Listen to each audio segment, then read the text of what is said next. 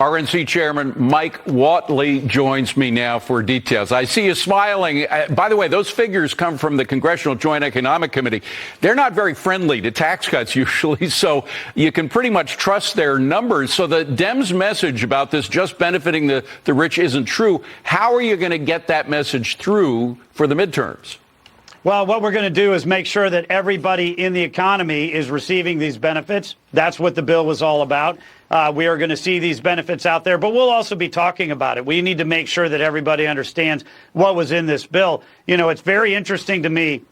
The Democrats want to run against this bill, yet every single provision within this bill polls very, very well. And so we're going to see that the impact on the economy, the impact on the overall environment in the United States next year is going to be a strong economy, a strong southern border, and a strong standing in the world. That's exactly what President Trump campaigned on, and Congress has now delivered in legislation. And specifically, when the Democrats say it only benefits the rich, when so much of it is specifically targeted to blue-collar workers, like no tax on overtime, no tax on tips, et cetera. I mean, you can pretty clearly delineate that, can't you?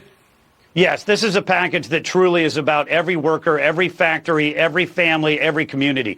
We wanted to make sure that these impacts that we saw from the 2017 tax cuts, and there are study after study after study that said that the lower class, the middle class were the biggest beneficiaries of those tax cuts. That's why we wanted to extend them. You add on no tax on tips, no tax on overtime, no tax on Social Security, and you can see that this is a package that is going to benefit every American family. All right, next one for you, Michael. Fox has confirmed that Elon Musk and Andrew Yang have spoken about a third-party political effort. Listen to what CNN reporter Harry Enton had to say about what Musk's new party could mean for Republicans. Roll it.